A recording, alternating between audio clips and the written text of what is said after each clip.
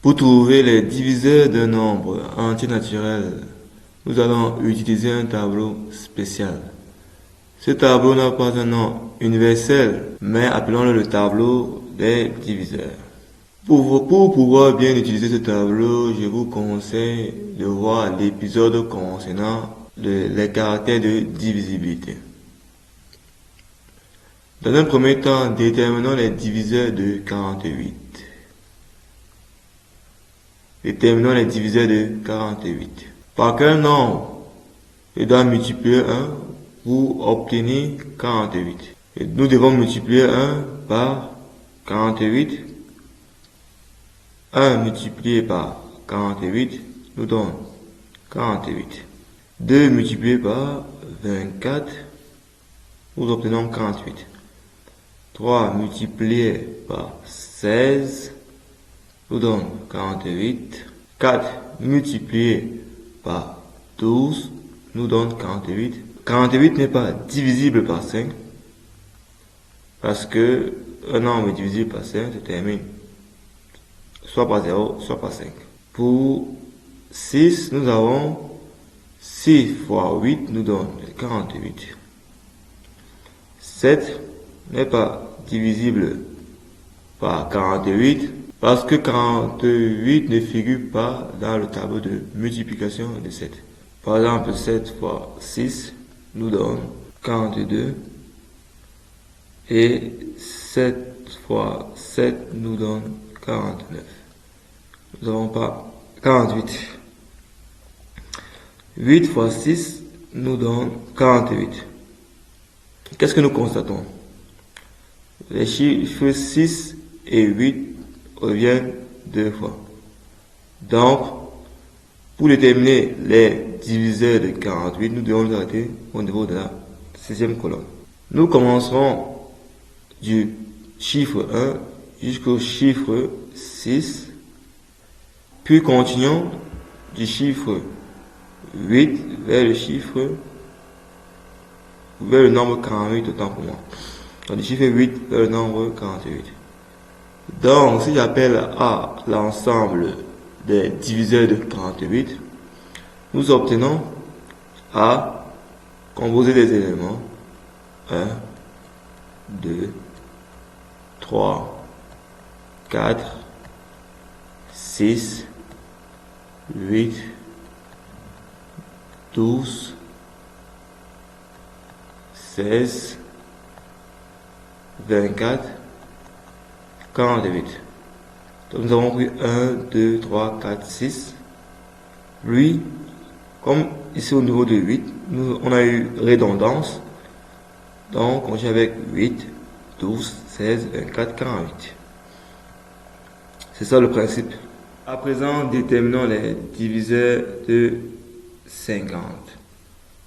1 multiplié par 50 nous donne bien évidemment 50. 2 fois 25. 2 fois 25 nous donne 50. 3, 25, 50 n'est pas divisible par 3 parce que nous avons la somme des chiffres de 50 qui ont 5 plus 0, donc 5. Et 5 n'est pas un multiple de 3. 50 n'est pas divisible par 4. 5 multiplié par 10 nous donne 50. 6, 7, 8 et 9. 50 n'est pas divisible par 6, 7, 8 et 9. 10 multiplié par 5 nous donne 50. Qu'est-ce que nous constatons? Les nombres 5 et 10 se répètent. Donc, nous allons arrêter au niveau de la colonne de 5 pour avoir tous les diviseurs de 50. Donc, si j'appelle P l'ensemble des diviseurs de 50, P sera constitué des éléments 1, 2, 5, 10, 5, 10, 25, 50. Donc, voici tous les diviseurs de 50. Première propriété, 0 ne peut jamais être le diviseur d'un nombre entier naturel parce que 0 multiplié par n'importe quel nombre nous donnera toujours 0. Deuxième propriété, le plus petit des diviseurs d'un nombre entier naturel est 1 et le plus grand des diviseurs d'un nombre entier naturel est lui-même.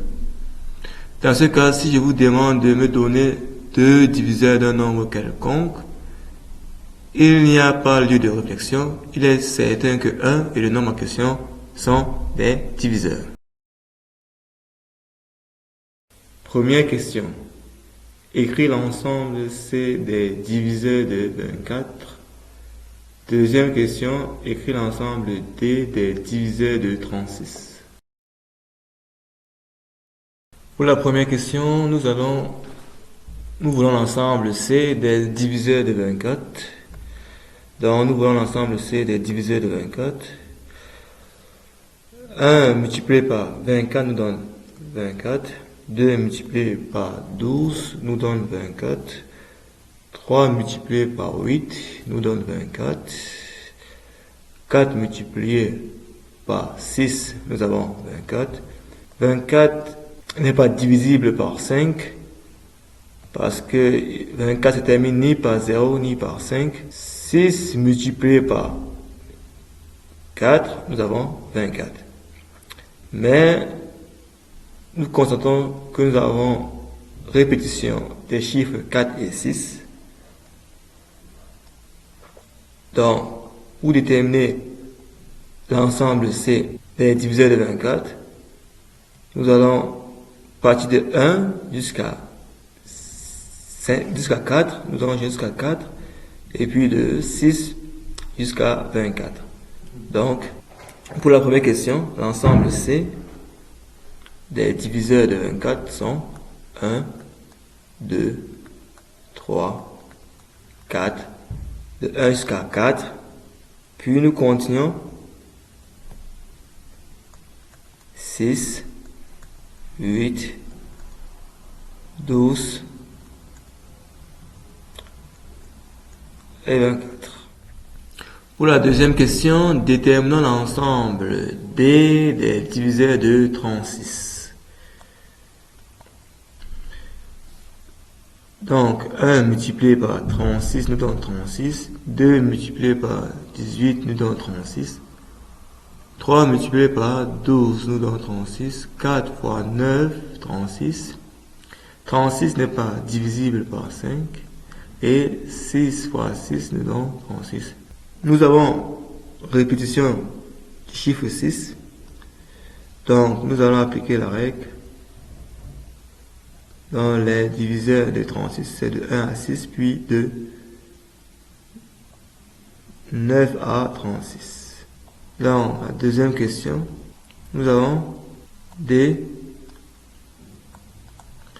Et voici les éléments 1, 2, 3, 4, 6, 9, 12, 18, 36. C'est tout pour le système d'application.